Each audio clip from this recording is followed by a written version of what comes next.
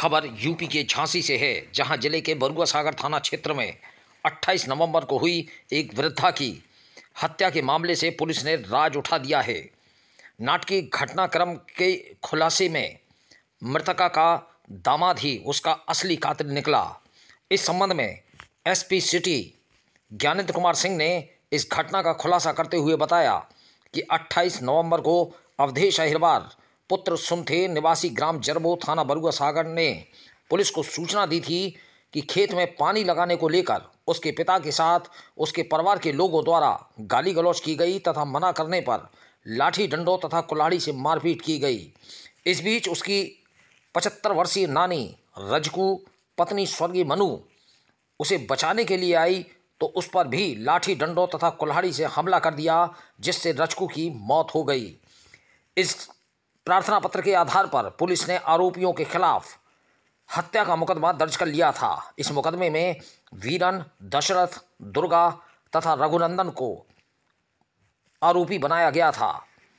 Police की जांच तथा साक्ष्य संकलन के बाद पुलिस ने मृतका रजकू के दामाद रघुनथे अहिरवार पुत्र स्वर्गीय कल्लू निवासी ग्राम जरबो थाना बरुआ सागर को हिरासत में लेकर जब कड़ाई से पूछताछ की तो पूरा मामला खुल गया। दामाद के अनुसार दुर्गा अहिरवार पुत्र हलकाई निवासी ग्राम जरबो ने उसके लड़के तथा उसकी पत्नी के खिलाफ बरुआ सागर में 26 अप्रैल 2022 को एक राय होकर घर में घुसकर मारपीट करने का मुकदमा कायम कराया था। इसी का बदला लेने के लिए उसने अपनी सास रजकू की कुल्हाड़ी मारकर हत्या कर दी थी। पुलिस ने रघुनथे अहिरवार को गिरफ्तार करने के बाद उसकी निशानदेही पर हत्या में प्रयुक्त कुल्हाड़ी भी बरामद कर ली है। झांसी से दीप न्यूज के लिए दीपक चंदेल की रिपोर्ट।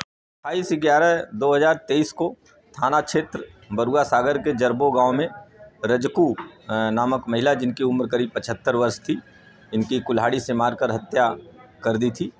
और इसके संबंध में जो इसका नाती था अवधेश, उसके तहरीर पे इनके परिजनों, जो चचेरे भाई थे दुर्गा और बीरन आदि 4 लोगों के विरुद्ध 302 में अभियोग पंजीकृत कर लिया गया था। और उच्चाधिकारियों द्वारा और थानाध्यक्ष की पुलिस टीम के द्वारा घटनास्थल का निरीक्षण किया गया। और निरीक्षण के दौरान ही कुछ संदेह हुआ कि ये जो घटना की गई है, ये जो आबादी है इसके पिताजी के द्वारा ही ये घटना की गई, ऐसा संदेह उसी समय घटनास्थल निरीक्षण के दौरान ही हुआ था। और जब उस पर साक्ष्य संकलन और करते हुए जो रघुनथे, जो इसमें आरोपी प्रकाश में आया, इससे कड़ाई से पूछताछ की गई तो इसने घटना कारित करना स्वीकार किया। जो मृतका का दामाद है और जो मृतका है ये अपने लड़की के घर पे रहती थी।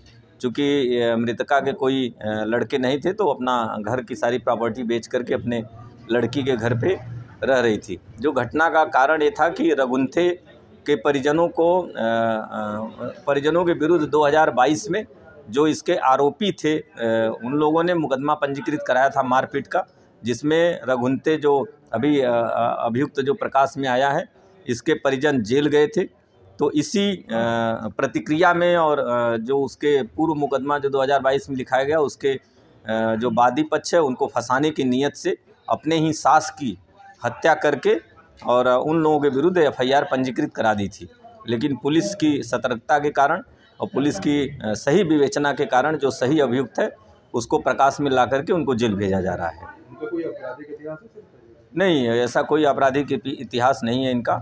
सिर्फ अपने जो इनके चचेरे भाई हैं, जो हमने पहले बताया कि 2022 में उन लोगों ने मुकदमा लिखाया था, उसकी प्रतिक्रिया में उनको फंसाने की नीयत से इनके द्वारा ये हत्या करके उनके विरुद्ध 302 का मुकदमा पंजीकृत कराया गया था।